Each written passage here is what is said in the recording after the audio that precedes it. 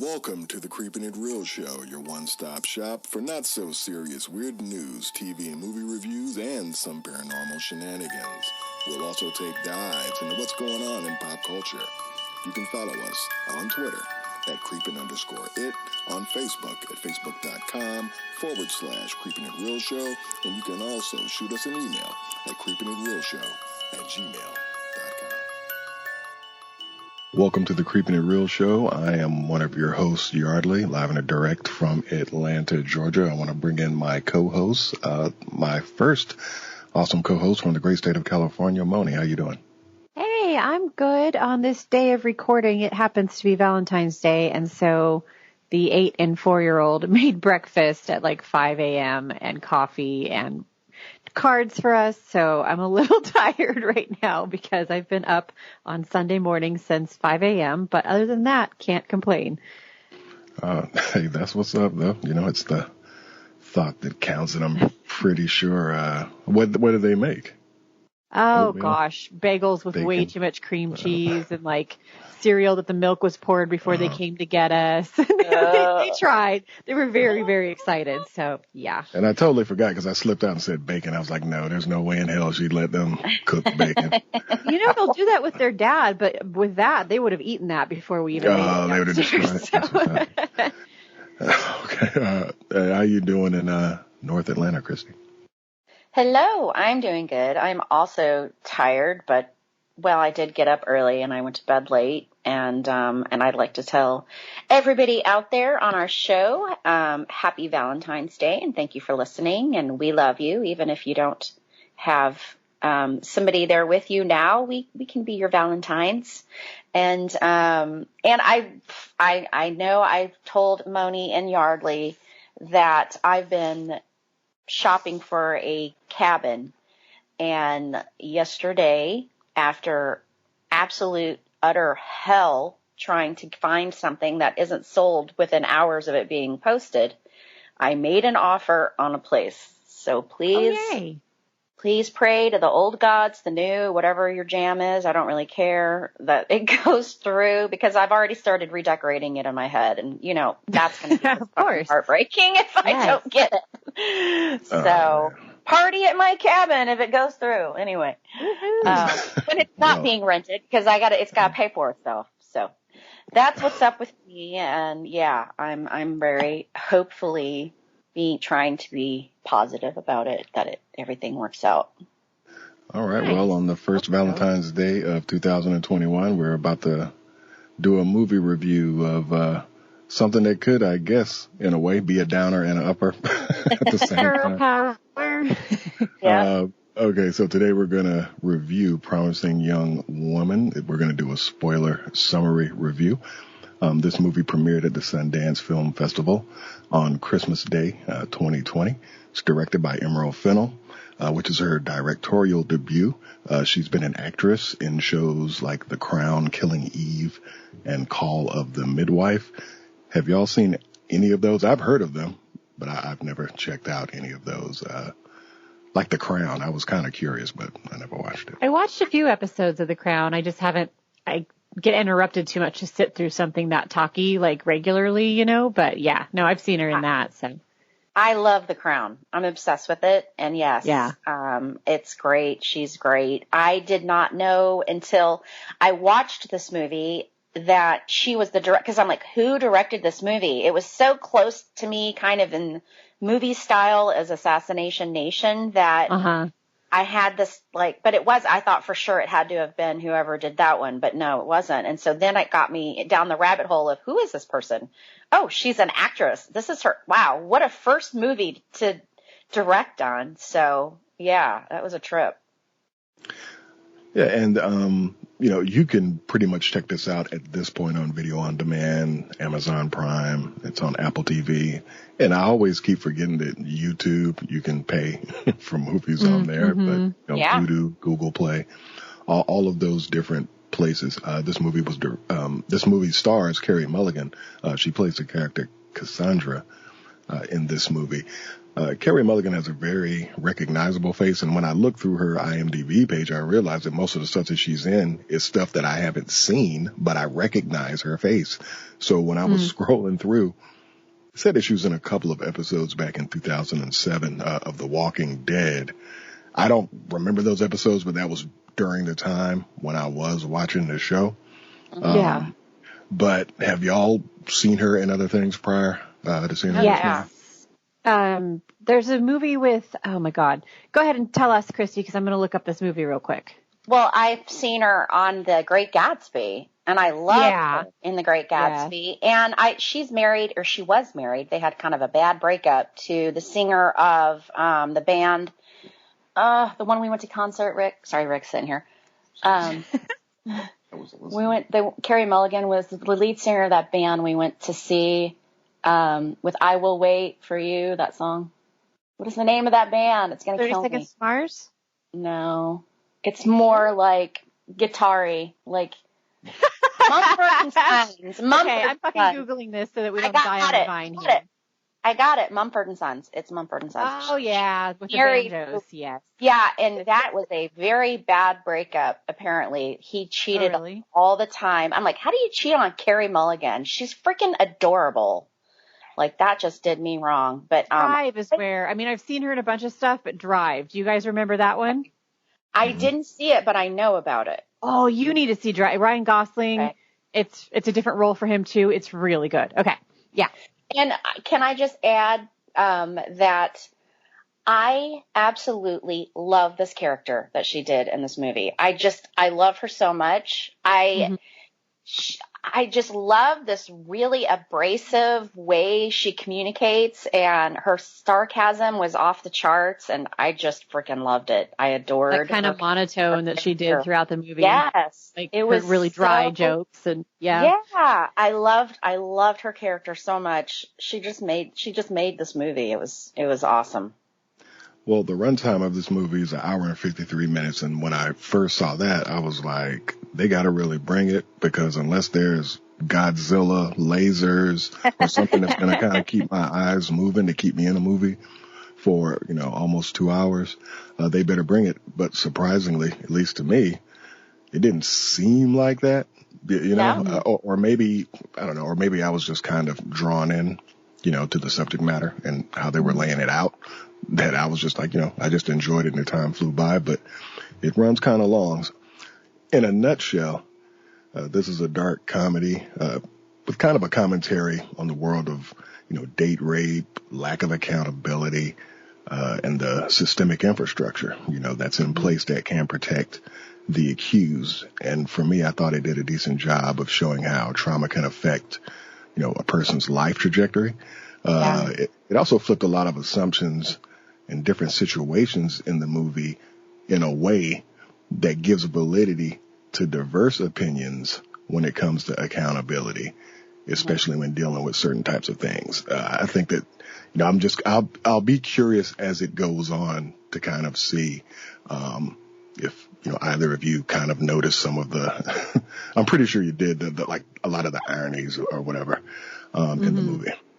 So if y'all are ready, we can start our summary review. Yes, please. Let's do it. Ready. Okay, so Cassie Thomas, who's a former medical student, she lives with her parents in Ohio.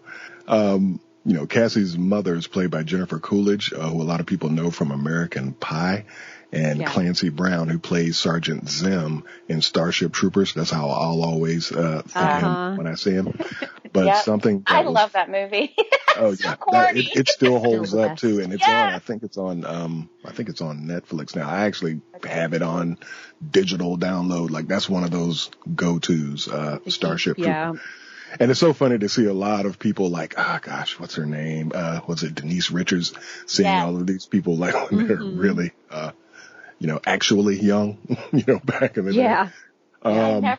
I never knew I could get so much satisfaction and excitement from watching them just straight up just bugs being murdered for like almost an entire movie. I was just like, yeah. And then all the weird, cheesy, complex relationship stuff. And it's so cheesy. And they did it on purpose. They're making it uber cheesy and funny in a kitschy way, but I don't know why that movie just like, it's hysterical. I love it. But sorry, I know I digress, but Well, I do love it. well, and Jennifer Coolidge, even though I mentioned American Pie, she's a very recognizable face. Best in Show is or like Yes. Legally Blonde. Yeah. And she's always got that cute little, like, her face, her lips are all pursed up and everything. So it's funny to see her being like trying to be a normal mom in this one with her face all pinched up. Super duper extra with those facial expressions, but she's a good actress. There is a TikTok video like thing going on where you say you guys have like Karen parents, but I'm a parent of blah blah blah, and it's all these celebrities' kids who are coming out and doing these. Or somebody who has really eccentric parents, and her daughter did one. And so she's like, you have a Karen, I have a Jennifer. And then she does this montage of crazy stuff Jennifer does. And I was like cackling because I'm like, can you imagine that her being your mom? That would be freaking epic. So anyway, sorry, I had to add that because I can't even begin to imagine trying to like having her as a mom. That would be amazing. Well, the good thing about seeing her in this movie is, she's playing a character that we're not used to seeing. But, even in this, when it makes you laugh seeing her try to be serious. Totally. And it took me a good long while to click that was her. Because the way, I don't know why I don't either. I was just so vested in the story. She usually has all that blonde hair too. Yeah. It just, for some reason, it kind of took me a little bit to be like, wait a minute, that's Jennifer. Like, I was like, holy crap. It wasn't even clicking. So yeah. And I guess that's good. She's getting out of her, out of all this kind of typecasting that the character she ends up being. So I thought that was great. Laura, well, during her time in school, she had a best friend. Her name was Nina Fisher, who was raped by a classmate. His name was Al Monroe. So pretty much after all of that went down, for the most part, the school and the legal system failed her, and soon after, Nina and Cassie ended up dropping out of school, and it's implied that Nina had eventually committed suicide. So at night, Cassie goes to clubs and she feigns being drunk to get men to take her home. And when they try to take advantage of her, she reveals her sobriety and shames them. Which in itself, like, I know, like, as when y'all were watching the movie, I'm like, this is kind of dangerous. You keep on, she didn't care, I mean, she just did not care about herself through this whole movie. It kind of shows that. And the thing I think I liked most about when she's doing these things, and I think any like person that hasn't dealt with something that's really traumatizing would be like, oh gosh, just get over it and move on. And it showed like she was so unapologetically not getting over it and not moving on. And that's okay. Like, I mean, of course she was extreme about it, but it was like people who deal with stuff that can throw you into a really bad place. That's nice to see somebody who's like, I don't give a shit what you think, when her parents, out of concern and love, are like trying to move on. But she didn't care about that whole time's up. You've had your plenty of time of grieving. Now move the fuck on. So yeah. And she had already lost so much because of it that it was like, Exactly. So anyway. And, at this point in her life, she's working at a local coffee shop, and she ends up encountering a former classmate, who's a pediatrician. His name is Ryan Cooper. He's played by Bo Berman. He was in that movie Hall Pass. His face is kind of recognizable. Okay. Yeah, but that's the only thing that I know him from. But he's kind of he's an interesting guy. When I saw him in it, I was like, damn, don't let him be the villain, but I guess in a way, a little bit later on. Yeah, a little bit. We'll kind of find out, what's going on. Anyway, yeah. So, he comes in, she has a little bit of trouble remembering him. And then as he kind of reveals a few other details about their class, she does. He ends up asking her out. And that sequence was kind of cool tol, the whole ask her out. Yes. Yeah. That was pretty cool. He ends up. Go ahead. Is smooth. That guy was smooth. You're gonna talk about, right? How when he asks her out, like what happens? Are you gonna Are you going to talk about it or because we got to talk about it? Are you gonna?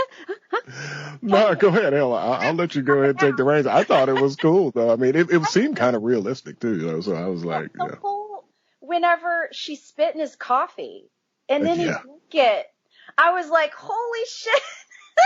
Hey, so to gonna listeners, drink my coffee? essentially what Christy's talking about, there's like a segment. He basically ties himself in a knot during asking her out, and for a pittance, he was like, well, you know, you could spit in my coffee, and she does. And then he ends up taking a swig of it, which was pretty funny. But then again, he's not fooling me. My husband was like gagging about that, but I was like, they're going to swap spit if they end up dating anyway. Like, I mean, not that I would want to do that, but it's kind of like, if you want to fuck this girl, you know, this is the price you pay, I guess. I would also probably note that spit probably hangs in like a corner of the cup, and you can kind of like drink around that or whatever. Not that I've spat in somebody's coffee, but I know that spit has that texture. But I thought it was awesome. I thought it was hysterical and it was smooth. He didn't even flinch. He didn't even like. I really liked him. I liked this character. I thought he really was kind of the perfect guy for her. And he didn't even hesitate. He just freaking drunk it. And I was just like, holy shit, that guy's smooth. Well, he told her she could do it, and it was very believable for her character to fucking do it. So exactly. Yeah, but you said it though. I mean, if that's gonna get you, something, that ain't nothing. Like, I mean, just like you were saying, some spit. What is that? But I would have like jumped on that guy if somebody had done that. Like, I don't know why. I just thought that was so like appealing to me that he wouldn't even hesitate. He was like, okay. And he drank it. Not even, I was like, oh, that's, I guess it shows he's going to accept you for who the hell you are, no matter what, because right off the bat, you showed who you were on Front Street. And he was like, all right, let's go. Sure, I'm going to drink it. So, because I think she thought he was kind of one of these typical med school mousy or, you know, like kind of, or dude bro-y. And she's a scary girl. I gotta go. Yeah. Mm-hmm. Yeah. He wasn't afraid and he wasn't going to back down because she's got a strong personality. And so it was like, he was basically saying, I'm here for that. I'm good with that. And it was like, saddle on me, girl. Let's go. Let's go. Yeah. That was awesome. I loved that. It was, I went out loud because Rick and I was watching it and I was like, oh yes. Like, I was like, that's awesome. Anyway, all right. I'm done. I just loved it. She needs a minute. I do. I'm like sweating. She's fanning herself. Yeah. Right. Anyway. So after the awkward reunion that they have, he ends up asking her out.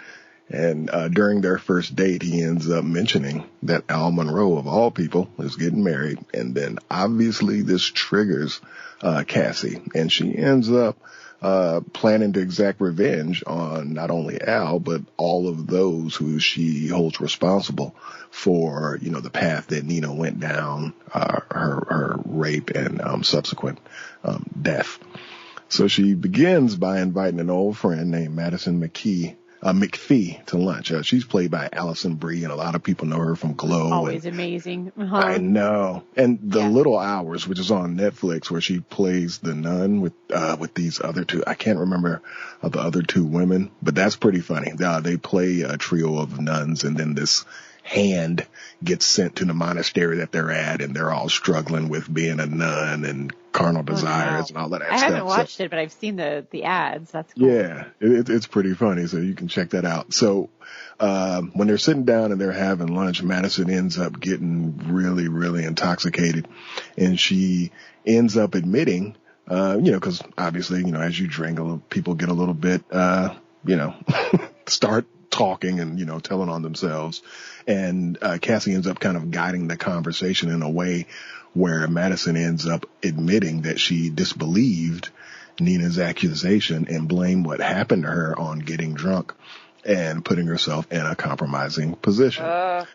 As Madison, is getting just super tanked, Cassie ends up walking over and paying a man that she's hired to take Madison to her hotel room. So the next day, Madison ends up calling Cassie a bunch of times, and she keeps on asking via her voicemail about the guy that took her to the hotel because she's trying to find out what happened to her. And Cassie ends up ghosting her. So Cassie's next target, I know that that's probably gotta be frustrating because that's one of the things in this movie is like a person will make, a certain statement that a lot of people have heard a bunch and they end up being put in that exact same position, which kind of brings everything full circle. I thought it was pretty clever, how they did those things. But yeah, that was pretty cruel though, like ghosting her. She's like, I don't know what happened. I don't know. I mean, I'm not a woman, but wouldn't you know if something might have happened? She'd been roofied. Oh, that's right. Yeah. That's right. Because, if you're blacked out like that, that's right. I totally did, miss that. So I know that that's just gotta be a beast though. But the fact that you get called a car and then you have no idea and then somebody's ghosting you on top of that. Was it something I didn't catch? She was married or something, or was she? She has twins, and she even was kind of cool.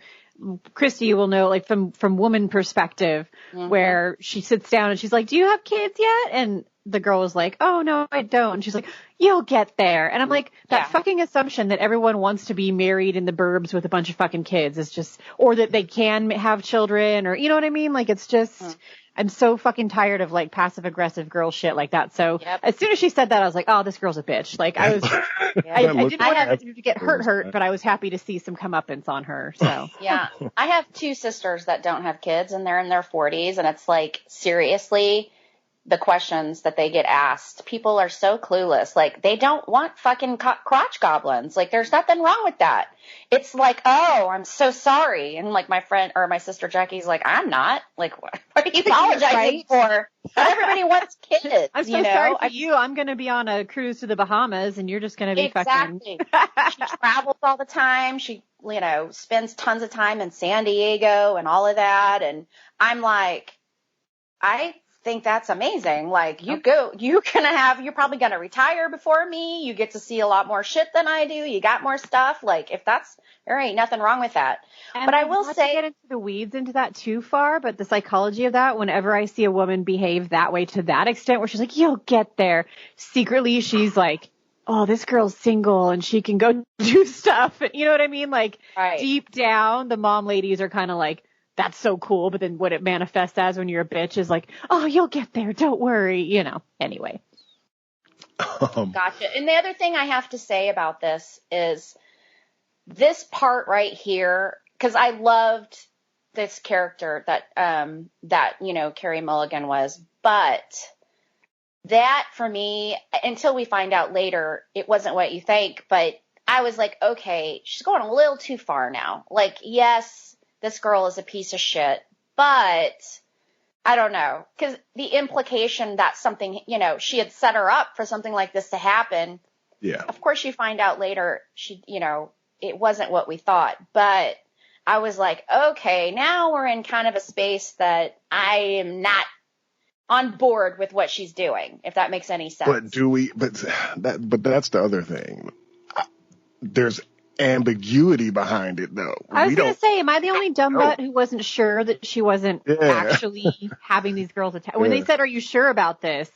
And she says, yeah. And I was like, oh shit, she's going to have her raped. I'm like, that's hardcore, Was I the only one that no, seriously. Like that's one of the things that they did in this is like nobody's totally a hero in this. Nobody's totally a villain. That's one of the reasons why I was saying that, how things kind of come full circle, because they didn't say outright, she was just the way that she said, I agree with Moni. It was just like, I don't know. Something could have happened.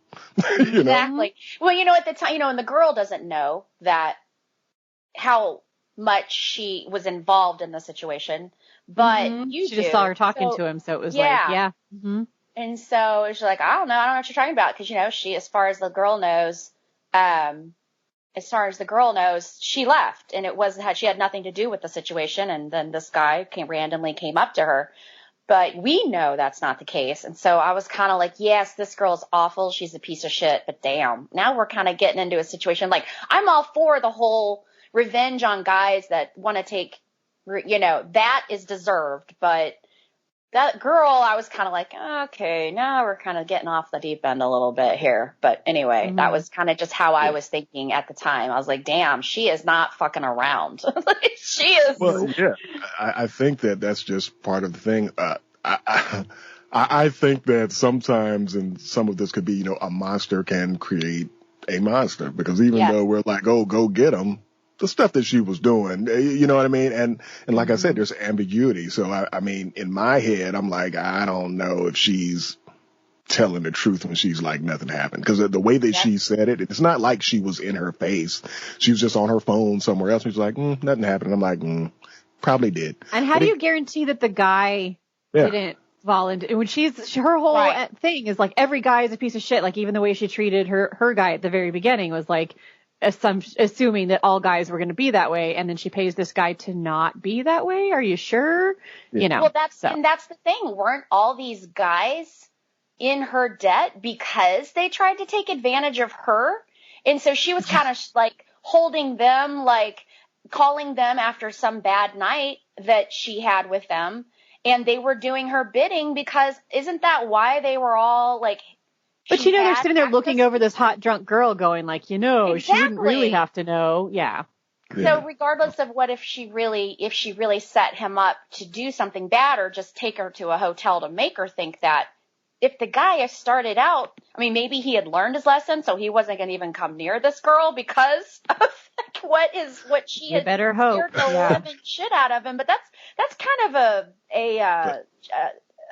what do you call it? It's a bet. It's a gamble on. Yeah, it is. If he's really going to do, like, maybe he just like, hey, there's a drunk bitch laying here, and it seems to be my forte. So, but it calls her bluff a little. Oh, go ahead. I'm sorry, Yardley. Go ahead. No, I was just saying. Let's just say that the scenario. Let's say something did happen to Alison Brie's character, right?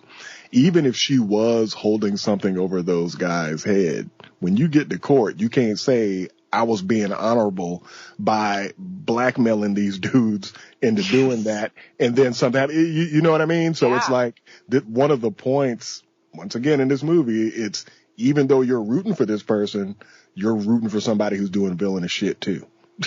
You know what I'm saying? So it's like it kind of flips it on his head. Like, people might not want to see it that way, but if you objectively look at it, it's like, you're kind of rooting totally. For, Well, she's an anti-hero for sure. But just, that whole, I feel like by the time we saw her towards the end of the film, I don't know that she was prepared to physically kill someone, right? Right. So if it wasn't her life in the balance. So I mean, like, when these guys are afraid of her, it's like she's probably not actually prepared to do something should they actually have hurt Alison Brie's character. You know what I mean? So don't call her bluff, because I don't think she's ready to back that up. So Cassie's next target ends up being the dean of the medical school that she went to. Her name is Elizabeth Walker. And back in the day when those things happened to Nina, she kind of dismissed Nina's assault case due to a lack of evidence.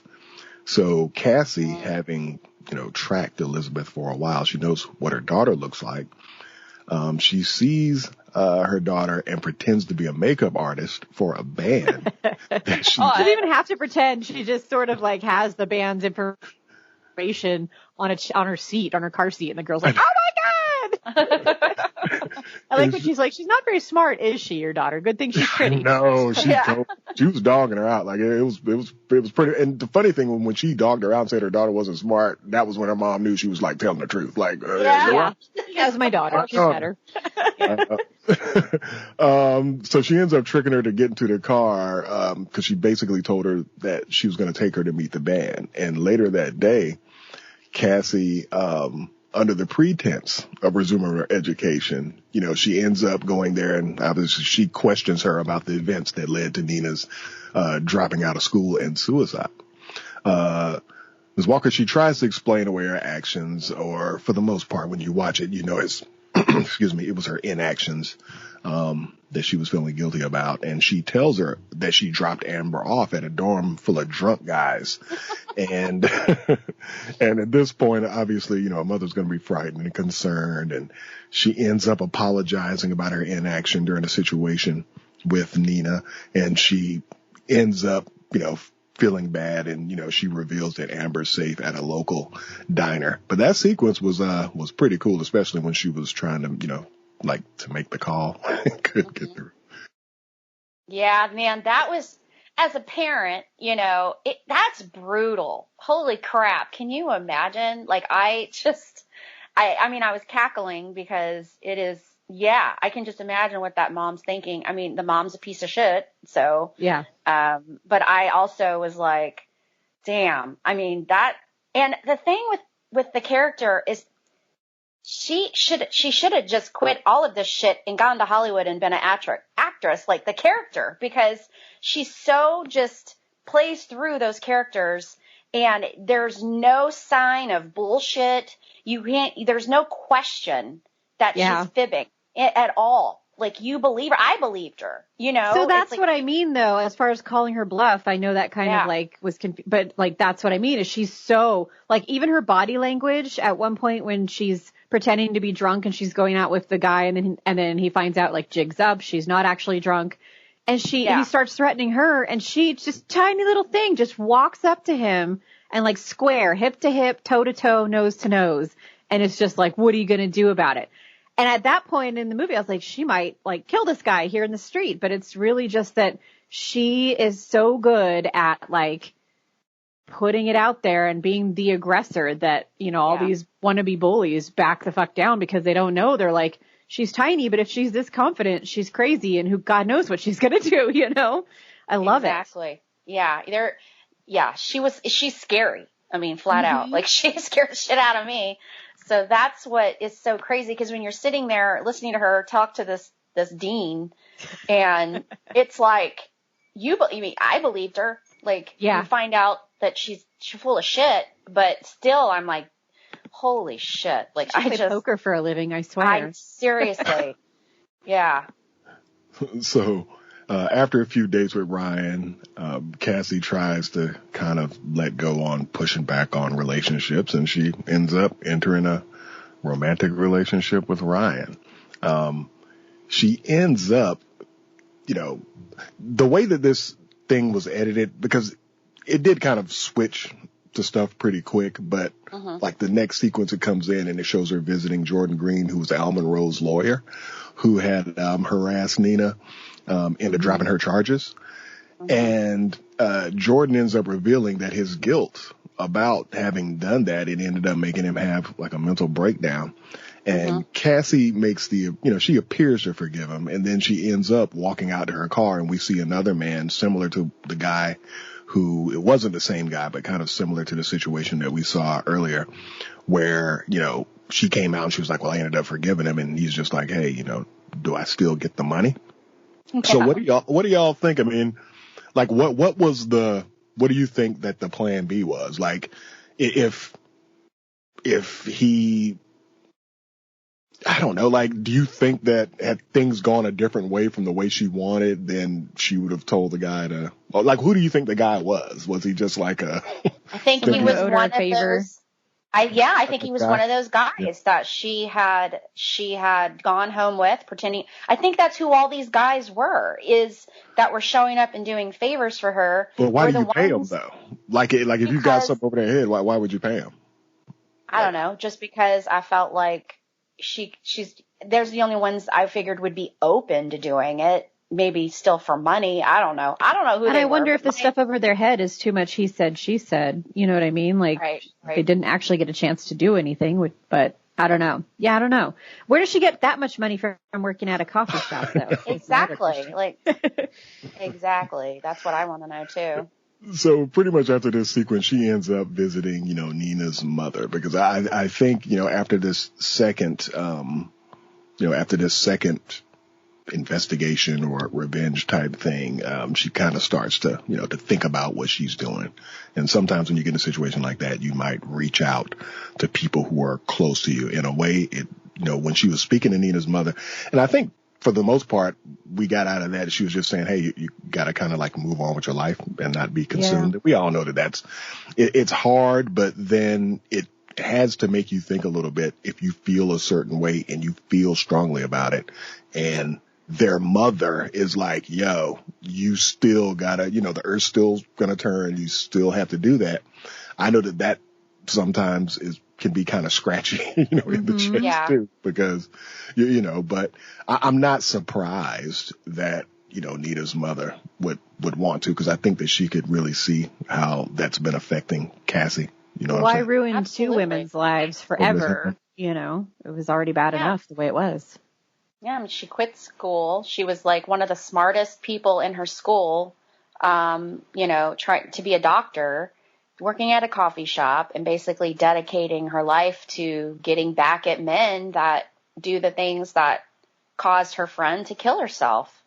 And it's really noble, but it's like, don't make this your life forever. You got to get back out there and live too.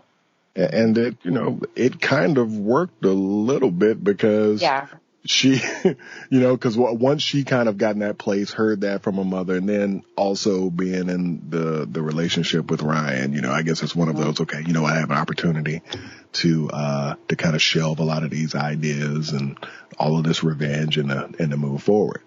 But when she gets home after leaving Nina's mother's house, she finds Madison waiting outside the house. And Allison, anybody who's seen Allison Brie, like, she's just really good at playing like anxious. I mostly know this from Glow, like just her really anxiety. She's the same in Community too. She's real high strung in that one. Yeah.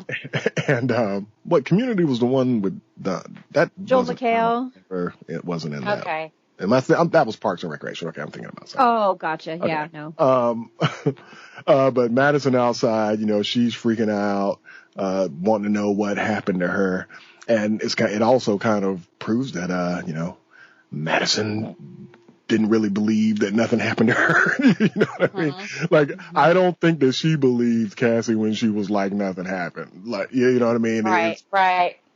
That was one of the reasons why I'm like, did something really happen? But, they end up having this conversation, and she ends up giving, Cassie an old cell phone containing a video that we find out of Nina's rape. And then when she hands her the phone, she's like, there's a video of Nina getting raped, but, I didn't watch it. And then she ends up telling her, to never contact her again. First of all, Madison watched the video. Sure she did. You don't have something like that for that many years and not know what's on. Because how do you know that it's 100% on there, that you even see anything if you haven't at least sneak peeked? So, yeah. Oh yeah, absolutely. And that, and then, we get the scene of her, watching the video, and, she was obviously, Cassie was definitely floored by it. That was probably one of those, if you remember different scenes from this is probably one of the scenes that'll probably stick out to you, when she's watching the video.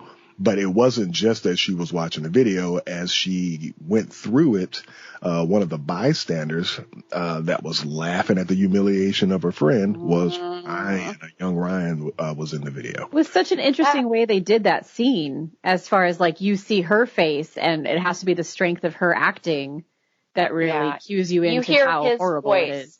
And then it just brings her to tears. And my heart broke. Yeah. She deserves something good and something happy in her life. And they were so cute together. And then that happened. And I was just like, no. Oh, it was heartbreaking. Of course you get that. And plus, but I think one of the reasons why we heard his voice so clearly and pronounced over that is because he was the one that took the video. Do you think he was? I didn't know if he was just standing there or if he was the one that did the video. I think now that Yardley said it, I think he did the video. Yeah, he's the one that did the video, because his voice, when you're looking at it, even the sound, it's different because he's closer to the camera. Like, you know what I mean? But that's kind of, ambiguous on that front. But I totally believe that he was the one that ended up doing the video. Let's see. So, so that sucks. So obviously Cassie at this point, she's up to 100. Like, oh my God, this guy, I'm really into him. And, he was there, and, he was saying that he was just watching. Now I could be wrong. He could have just been a person watching, because I know when she confronts him about it, which we're going to dive into next, he was saying that, didn't he say something kind of casual like, well, I was just there, but I didn't participate or something. It was just, or he just scared shitless anyway because downplayed. Yeah. Yeah. He tried to downplay everything. But she ends up confronting him at work in his doctor's office, and she threatens to release the video unless he tells her where Al's bachelor party is. And Ryan, at first he didn't tell her, saying that, he didn't know, and then he ends up telling her, and obviously he begs for forgiveness, but Cassie gave him like the super stank eye. It was just pretty funny. It was almost scary. I was like, this is when she's going to turn around with the knife. Yeah. And like stab him in the liver. But she got what she wanted, and she leaves him. And now obviously he's thinking about his career, and he obviously has something hanging over his head that she has access to. And he also really liked, I do think he genuinely was in love with her. Like, I think they were falling in love, and he's also now realizing that that's over. Cause she don't fuck around. Boy, did he say some stupid shit in his parting shots. Like, he did. You fucking loser or whatever. I was like, wow, there's the real feelings. There he is. There he is. Yeah. That's like any guy that gets rejected, they got to come out with the uber low. You're just unemployed or underemployed anyway, you fucking loser. Anyway. Makes me feel better. Exactly. Yeah. And that's one of those things where, when the tables get turned, though, like people are going to try to lash out, because I do think that whole pairing, the whole relationship thing, I do think that, I mean, honestly, and I'll be interested to get both of your opinions on this. Do you feel like I do feel like he had turned the corner, though, in his life. Like, I think that was one of the points where they were just like, look, they're shitbags and they have this stuff on the inside, but I don't know if this Ryan that met Cassie in this moment was the exact same Ryan from, I don't know how long it was when they were in school. 7 years, I think they said. Yeah. Okay. And I do think people can grow and change, but I think just the fact that she had danced around this topic with him previously and he had really downplayed it, that's where if he had been like, you know what, I was involved in this thing, I feel horrible about it, I always have. Exactly, yeah. He totally would not have ever. He like the attorney. Yeah. Like the attorney was like, just like hated himself. Yeah. Was a fucking mess. And she just couldn't bring herself to give him any kind of revenge for the whole situation, because he was clearly suffering way worse than what she was willing to dish out anyway. So if but he just kind of moved on from it and maybe even never stopped to think once the impact it had on this girl. They were all just moving on with their lives like nothing fucking happened. And he was doing that too. So it's like, I mean, was he recording more people being raped? No, but he was easily just kind of washed his hands of it and moved on with his life too. It was a point of privilege. He got to go on and be a doctor, and he's like, I made a mistake back then, but I'm not going to let it ruin my future. Instead of like, I hate myself for what I did, And the lawyer, I mean, I almost felt like Cassie was pitying the lawyer, because he like literally got on his knees, like he was. Yeah, he's like, do you want to hurt me? I wouldn't mind. I'm like, He's like, just hurt. He's like, when she came and she started bringing that stuff up, he was like, I've been waiting. Like he was waiting for this, for his comeuppance. He was like, whatever you need to do to me, just do. She was just like, he was he hated himself, and he was sick about the things he had done in his life, and it had just, I guess, caused him to have some sort of like nervous breakdown. Yeah. And so there's really not, she's like, I think you've done plenty to yourself. There's really not much more I can do here. It's like going to rob a bank and planning for weeks or months, and then when you get there, they just open up doors, like, take it. Like, this is less fun. What's your little chase here? So Cassie comes up with a plan. She ends up arriving at Al's bachelor party, as a stripper in a nurse's outfit, and she ends up spiking the drinks. That's one of those full circle things, she's doing the same thing. Fucking funny. It was so dope. Like, so she ends up, and the funny thing was when the dude was on the floor, and she was like pouring it in his mouth. I was just laughing. I was like, dude, bro, you're about to be stoinked up. But, she spikes the drinks, and it inebriates, all of Al's friends, and she takes Al upstairs.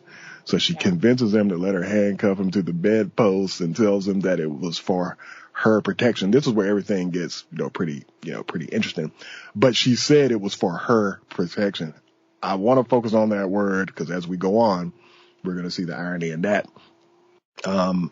So she said it was for her protection. And after Al kind of appears secure, she brings up Nina and she eventually reveals herself. And it was kind of cold how she brought up Nina too. I was like, ooh, damn, she's really hammering this guy.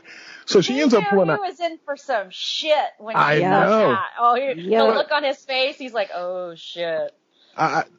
And this is something that I wasn't sure of, but so Cassie ends up pulling out a scalpel, and I thought it was to carve Nina's name into his stomach right before he was going to get married. Yeah, okay.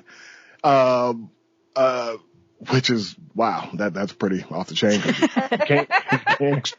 You can't explain that one. You know what I'm saying? You can't explain that one away. But if you think about all the hardcore shit she put these other people through who just in a very sideways way participated, and then so she got the main dude in the room, shit's gonna go down. Like she's been waiting for this.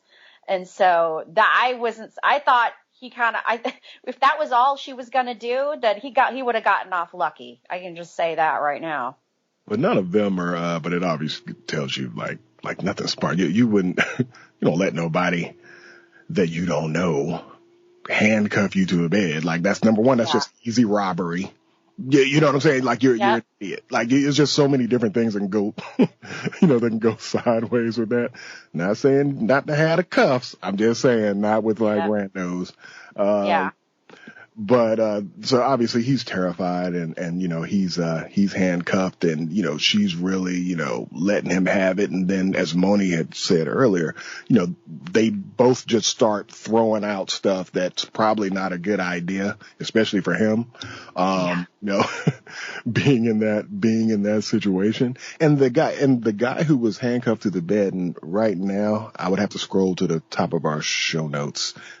He was the guy that was in Glow too, right? Wasn't he he was in Glow? Oh yeah, he is. Yep. I haven't watched that show in like a year or so, but yes. Yeah, the rich woman's son or something like that. Yeah, it was him, which was kind of funny. He's a good actor too. He's good in Glow.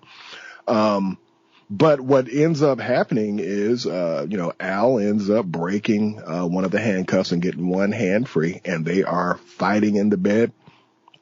He ends up pinning her down, Cassie down, and he puts a knee on her to keep her from moving, and he manages to get a pillow on top of her. And long story short, he suffocates her, and she dies. Which I was like, she can't be dead. She can't be dead. Like, no, she's gonna get up. She's gonna get up. I know. Nope.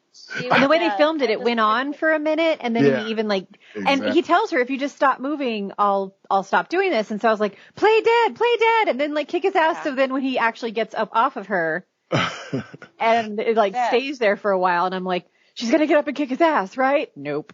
Well, the irony of the thing is when he's got the pillow over her face and he's suffocating her, he keeps on blaming her for being making me do this. Yeah. So I thought that was kind of clever, how they did that. And the thing is they did it right. They did it the real way. It takes a long time to suffocate somebody. Like people think it's like 2 seconds. Like, oh, they put the work in, and they made sure that you saw, it takes a while for somebody to suffocate. Yeah. So it was like, it just was made the horror, go on. It seemed like forever, and I just keep thinking she's going to do something to get out of this position. She's going to do something. She's got something up her sleeve. Nope. It just realistically played into a physical power dynamic of the thing. And it was also another way that, how different things that people say on different types of arguments of date rape, or how people, personal accountability and who should have did this and who should have done that. This was another situation where they throw it right back in your face, where some of the things that people say is like, hey, well, if you wouldn't have put yourself in that position, it wouldn't have happened. And in this case, even though we know that she was traumatized, if she didn't put herself in this position, she wouldn't have died. You know what I'm saying? So and he had to tell her that while he was suffocating her too. Yeah, so it's just kind of, it was just, it's really clever. No matter what side of the fence, they just always like flip the things back. And that's what I thought was dope about it. But you're right. It is shocking. It goes on for a long time. And for some reason you think, somehow somebody's going to walk in or somebody's nah, like they literally, and how they do it was dope because it's night and she's lying there. And then when it comes back to it, it's like the morning and she's still there. They're lying there. Still and dead, lying then you're there. Certain that's what happened. So, Our anti-hero is dead, and the next morning comes in. Joe, who was the guy who was getting all of that liquor poured down his throat, ends up coming in, and he that seems what was funny because Al is like, oh, she's dead, and he's like, oh man, whatever. And then the disposability, like, hey, hooker, get up and go, like, get up, it's time to go. And Joe, he ends up helping Al to get rid of the body. Right, or die, right? Like, he's right up there, it's like, okay, this happened, like, it's not worth ruining your life over this horse, so let's go. It just shows how disposable I don't know if I'm that right or not, though. I'm just like, bruh,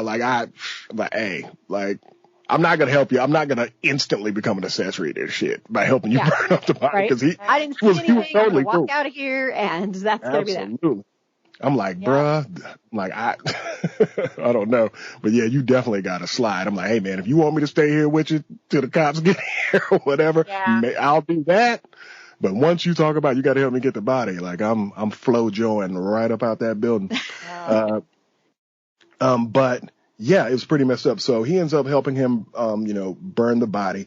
And even the montage with the body burning, then you see her hand and all of that stuff is just kind of, it's kind of messed up. You're still, like, as a viewer, still kind of in shock of, like, this woman whose character we've been with for the last hour and a half is just unceremoniously being burned in front of us.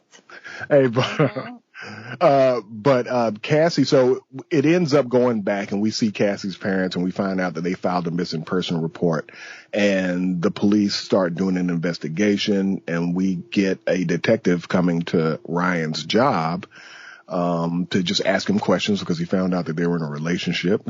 Ryan doesn't reveal where Cassie was going and he suggests that she was, mentally unwell and suicidal, which was part of the reason, part of their breakup or whatever. And so he was kind of a piece of shit to the very fucking end. Yeah. Seriously. All he was concerned about was covering his own ass because he knew where she was. He knew that where her heart was. And all he cared about was making sure his ass was covered. Yeah. Yeah, so you definitely, you go on a roller coaster with actually a couple of characters, because just like you were saying before, because you were like, oh man, maybe Ryan, the guy, he's the real one. And then it just goes to show you how people will, no matter, everybody will try to cover their behinds and like, because you really don't like Ryan by the end of it. You're like, you just. No. But during Al's wedding reception, Ryan gets a text message from Cassie, which was a what do they call those? The scheduled tweets message? Or texts, yeah. Yeah, like text. Scheduled texts, yeah. And so Cassie has sent a scheduled text to pretty much just send it to a lot of different people with a video of Nina's rape, along with information on where she was going and who would be responsible if she went missing, because there was a letter and little trinkets that was sent around to different people. She really did do a good job of sending information and clues to multiple people just in case it went to somebody and nobody, did anything with it. I thought she did a real good job of that. So the police come and they arrest Al at the reception, and Joe slides out, and then Ryan receives more scheduled texts signed with her and Nina's name. And I thought that was very cool, but it's almost like when you die to own somebody, you know what I mean? Like in death, you don't know if it worked. You don't know if that text went through. You don't know what's going to happen. And some of the different had that bravado up till the end. Yeah, absolutely. And, part of the things that they dealt with in this was just like they were saying, a lack of accountability and an infrastructure that helps out the accused. So we as viewers, although we're rooting for all of this stuff to turn out, a certain way, and we're going to assume that it turned out in a way that would make the death of Cassie and Nina something that we can say, okay, there was revenge, there was a penance paid. We can't be sure exactly what happened because all we saw was the beginning of the arrest. But for me, I think that with Cassie dying, because anybody who watches this, you're saying, how many times can you put yourself in this situation and it didn't get dangerous once? Mm-hmm. You know what I mean? Mm-hmm. So if you were asking yourself that question throughout, they gave you that at the end. Yeah, they did. So it gave everybody a little bit of something. So when Christy had recommended watching it, I was kind of, I was like, okay, because I was going to choose something else. And then I started watching this, and then if y'all saw the thread, I was like, we can review this. Yeah. You consider it dark comedy, though, Christy? Do you think it was a dark comedy? I think it was dark comedy because of her character. I don't know if anything else was really funny. I don't know, watching his friends sneak out of the wedding when the police arrived, that was pretty fucking funny. Yes. They start seeing those cops pull up and that, and his wife, what was her name? It was she was some yogi, weirdo, right. hippie girl. And she was throwing a fit, and her husband, her husband's getting arrested and she's like, what the hell's going on? And everybody's losing their shit. And her ex or whatever he was is reading those texts as they schedulally start coming in. And it just, I got, when you started talking about this part at the end, I got the chills because it was just such a freaking epic setup. And it's almost like I was super sad she was dead. And I'm like, oh my God, where is this going? And so it was a great ending. It made me happy again. I don't know why. It just did. She's dead, but I was still oh, she still fucking got him though, They took a lot of liberties though with the speed of it. Even if something like that happened for real, literally they're not busting down the door and arresting that guy in 24 hours. That. Yeah. There's a lot more stuff. Yeah. I mean, we were happy that they, saying that they swooped in and did that, but yeah. I mean, I think for me, what really made it for me was just the fact that I don't think any of us was expecting for Cassie not to be able to see the fruits. Yeah. You know what I'm saying? Of what happened. So that kind of sucked, but. Yeah. I wonder if the lawyer had something on someone that got it in motion that quickly. A lawyer that's been that dirty for that long and he was the one that was supposed to call the police and report what had happened. Yeah. I wonder if he was just by the way, if you don't do this, I have this still. So, Exactly. Yeah. Well, I think he was so ready to just turn things around for his own sake that he was willing to do anything because he was just laying there in misery, and was basically trying to slowly kill himself by drinking and just didn't want to go anywhere or do anything. So he was going to do just about anything to make up for what he had done in his past. And even though there's a sense of justice that's probably going to come out of this for, for her mother and all of that, by sending that text message and getting all of this stuff going, she's also going to drag them through it again. You know what I mean? So that's another aspect that the family and the mother and father are going to have to, go through all this junk again, literally after, but I think that's one of the things where, if you're going to get justice, then, hey, hell no, we ain't going to let it go because now you actually have an opportunity for potentially, for something to happen. And, overall, I was trying to think of a good ratings tier because usually we'll do 1 out of 5. I would probably give this a 3.75. It's not I don't know if this is a movie that I'll go back and rewatch a ton, but I'm happy I saw it. Right. What about you, Molly? It's really, really well done. I'd go 3.5. When Christy likened it to Assassination Nation, I thought I was going to get some kind of cool, violent, where the girl gets to kick ass scene. And instead we got the unexpected of her dying, which I'm still thinking about. So that part is good. I'm thinking, would she have had, she gave up her opportunity to be a doctor. She was still young though, but she was pretty messed up. What would she have had after all this if she had lived? And so I was kind of on the fence and I was like, did she want to die? The way she set everything up, but then I don't know. So I'm still thinking about it in a good way, but I'm still a little sad, obviously, that she's gone. So that's why it's a 3.5 and not a full, like, 4 or beyond. Okay. Fair enough. All right. What about you, Christy?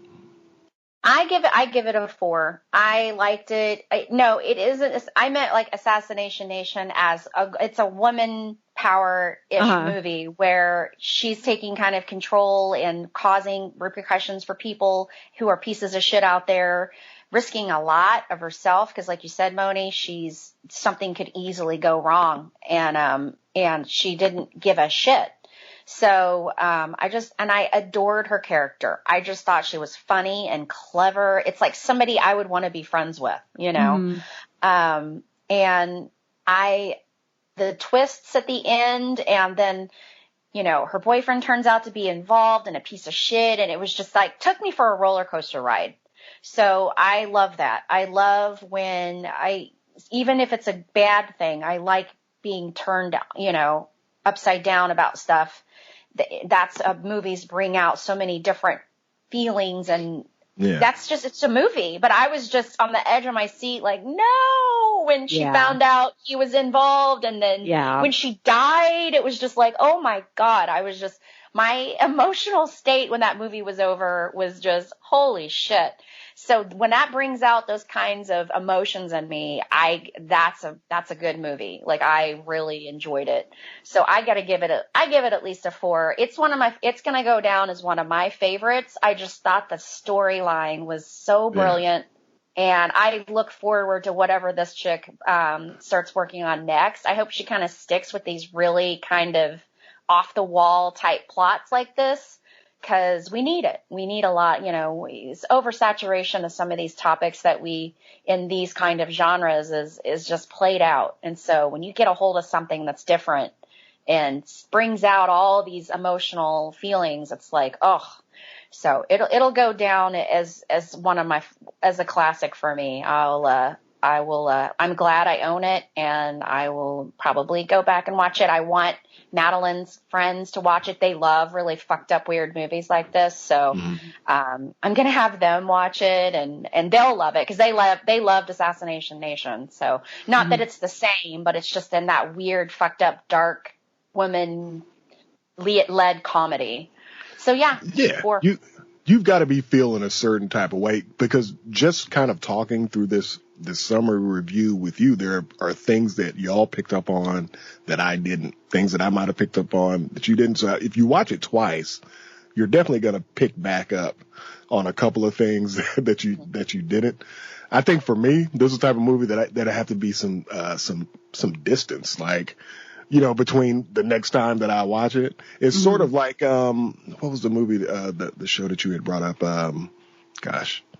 It's like The Handmaid's Tale. Like, I watched the first season of that, and then I was like, you know, it's pretty good. And then I just fell off and didn't keep watching it. And then when I dove back in, I was like, oh, okay, it's still the same. Yeah. Kind of, you know what I mean? It's just like over time, you're like, well, man, like, you know, we gotta kind of, like, I get it. But it's like, you know, sometimes you meet characters and you have people that you hate so much where it's like, look, I'll take one less season if you go ahead and kill all these dogs. You know what I'm saying in this one? But I definitely wouldn't, I would definitely, if someone had this in their collection, it's definitely solid, especially for a person like me who has a ton of stuff that I bought it and I only watched it once and it just shelter in my digital, you know, collection. But I'm definitely happy you recommended that, Christy, because I was actually going to talk about some the Vanishing at the Cecil Hotel, and I see that down as like a watch. I never would have thought that this longer version. I've seen different documentaries, and I guess we can kind of dive into this. We've given our ratings. We're gonna dive into what are we watching, and you know, Moni had the crime scene thing. It's Netflix, right? That's on. The Cecil Hotel, yeah. Well, you can dive into it, but have y'all seen prior documentaries on that? I didn't see one that was like 4 hours. I saw one that was like an hour long, and I was like, damn, you pull your hair out trying to figure. I have seen so many that my husband thought that this one was one that we had seen. And I was like, no, because this is a brand new thing that he's like, are you sure? I'm like, I'm sure. And if this is your way of saying you don't want to watch one more thing on the Cecil, bye-bye from this room. And then it turned out that he was right because this was a piece of trash, this documentary. So, total piece of trash. I know, because it was 4 hours, right? Wasn't it? It was 4 episodes. I know I watched most of it. We've talked about the Cecil on our show. Like, we've done a whole deep dive. And there's enough that has happened there to make an awesome 4 hours. Like, right. But what they do with this 4 episodes, especially the third one in particular, is irresponsible, unethical, and just plain kind of scary in a bad way about what we are as a society.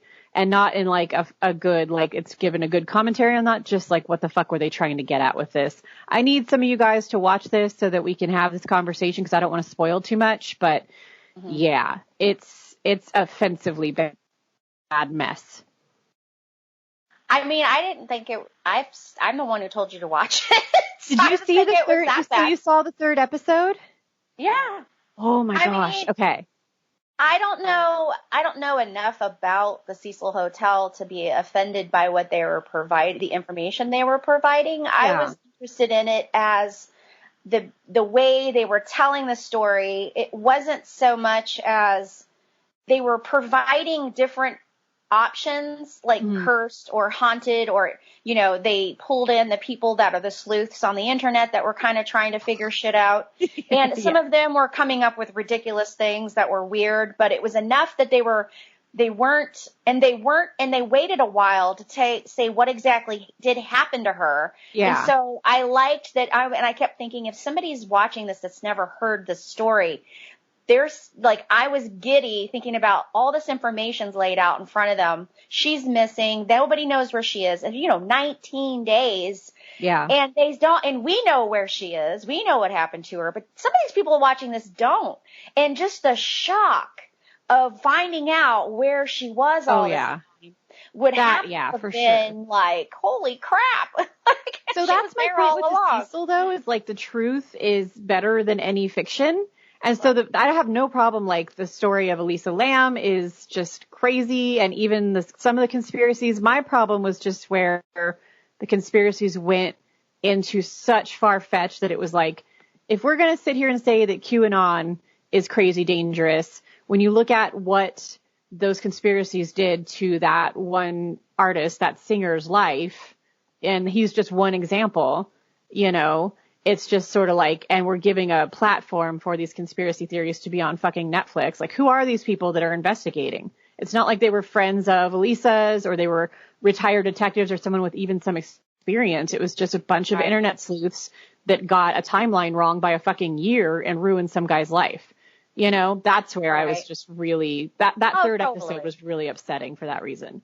Oh, totally. I enjoyed, I think it shows the damage that the internet sleuths can do when they, we saw Don't Fuck with Cats where they actually did amazing things. Yeah. But there's the flip side to that where these sleuths can get out of control and do shit and take liberties that aren't okay and can be damaging. And I really enjoyed talking to, the investigators were, I enjoyed them being on there and giving their side.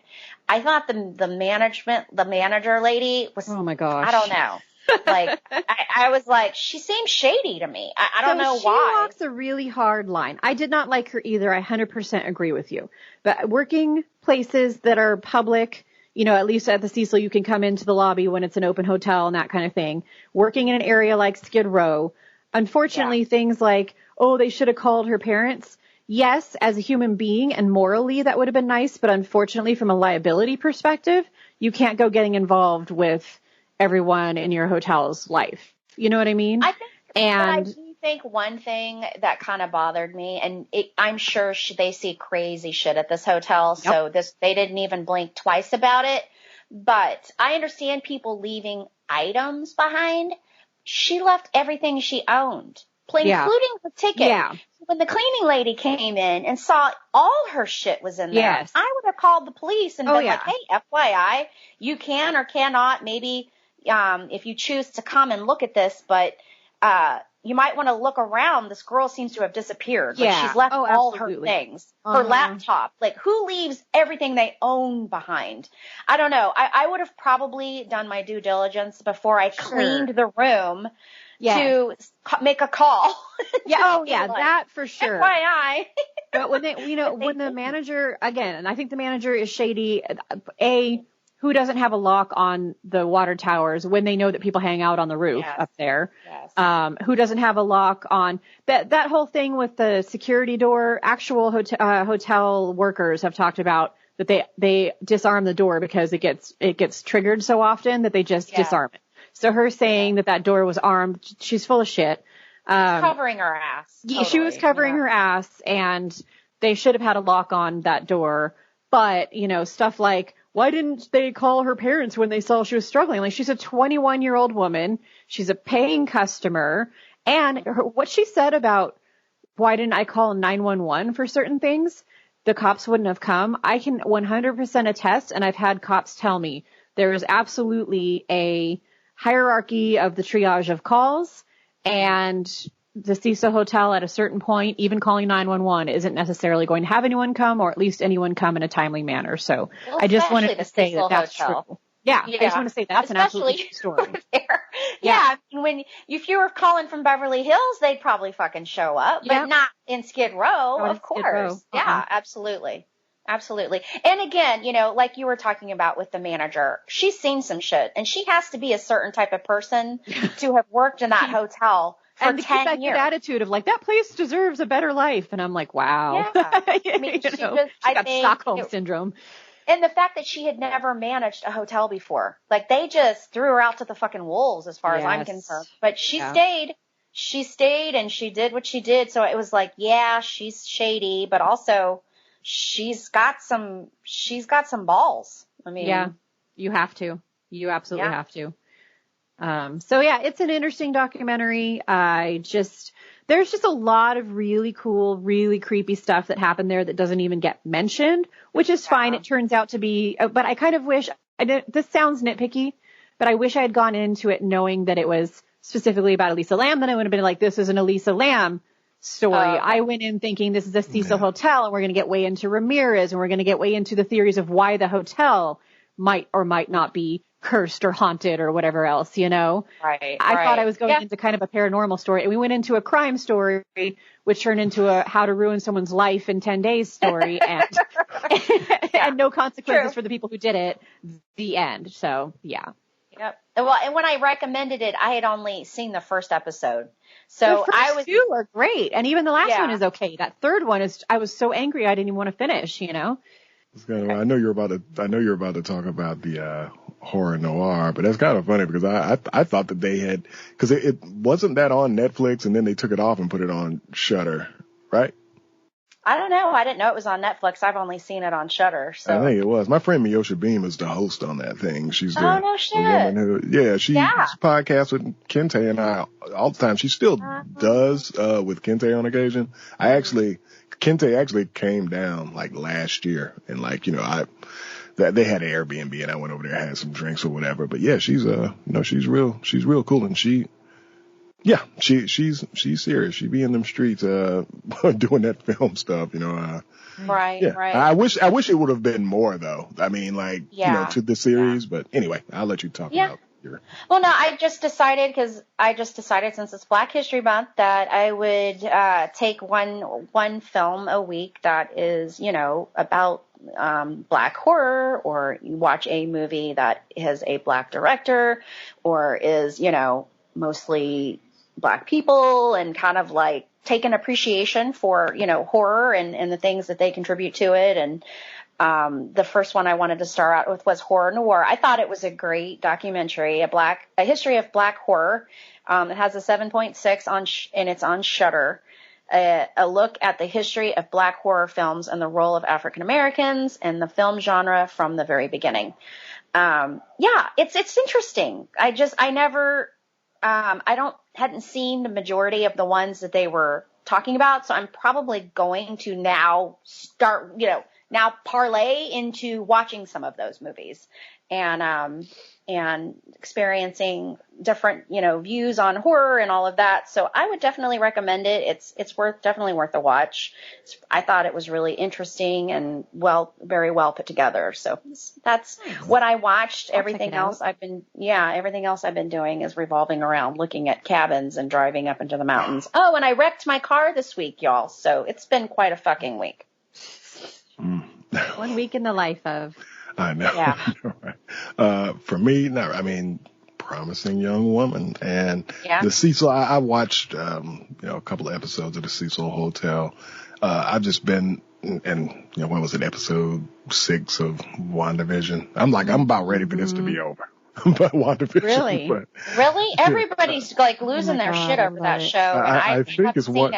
Isn't the next episode is like the wrap up, right? That's I think the 7th. I don't think this is going to be ongoing. It's not very long. Yeah, I think that's it after the next episode.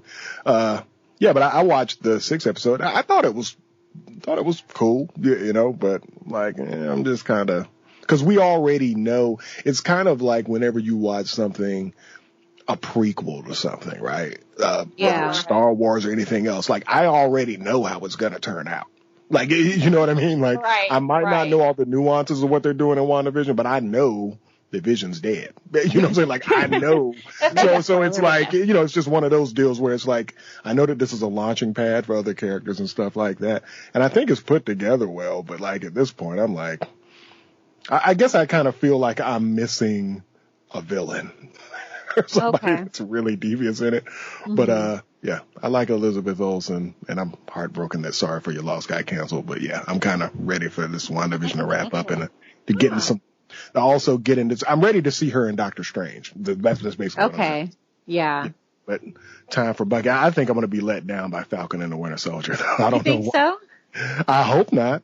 I hope not either. I mean, it's a buddy comedy, whatever else happens, for sure. She got Bucky and all of that stuff, but that's about it. There's no NFL, blah, blah, blah. So I'll probably have an opportunity to watch a lot more things, and I definitely look forward to next week's episode. So can we find out what's going on as far as the topic is concerned? Yeah, I'm just going to put together as many scary stories as I can find. I just feel like it's nice once in a while to return to one of our loves, which is just straight up horror. So I just want to tell spooky stories with my buddies on the internet and share that with the rest of our listeners. Sounds good. Yeah. Okay. That's what's up. So my socials are, you can follow me on Twitter at militant_marker. What about you, Mike? I am Moni Bear across the board. And if I could take just a second, I can't talk about this project too much because it involves the privacy of a family, but I am asking for the help of our listeners with at least sharing, if not donating, if they can. You all knew that I did that Make-A-Wish project with my nonprofit Creators Assemble. And long story short, very abruptly, we have been commissioned to do a end-of-life wish for a child and his family. We are being commissioned for that, but again, we are continuing the project of turning all of these kids into superheroes, and we need more money for the artist's time and more money for materials. So if you're interested in donating, or if you could at least share on your socials, it's creatorsassemble.org. All of the information about the Make-A-Wish project is there. And it's hard to even talk about because this one's a really big one, but I'm so honored that we are part of this very important wish. So find me at Moni Bear or at creatorsassemble.org. Hey, thanks for being engaged with these issues, Moni. Yeah. Awesome. Yeah, I will definitely go and share all that. Also, I would like to ask for everybody listening to clicky a nice little rate and maybe review us if you would like. It helps us out tremendously because we always say this, but this ain't our full-time job. We have jobs and families we have to take care of, so we just can't dedicate the time to marketing everything that, and so it really, really helps us if after you listen to the episode, you just do a little star review or a star rating. And if you want to do a review, that really is helpful for us. So, you can also find me at Creepin' It Christy on Instagram, Creepin'_it on Twitter.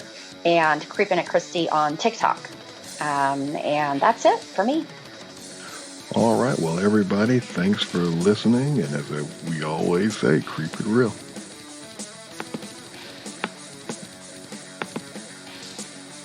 Hold on. There we go. There we go.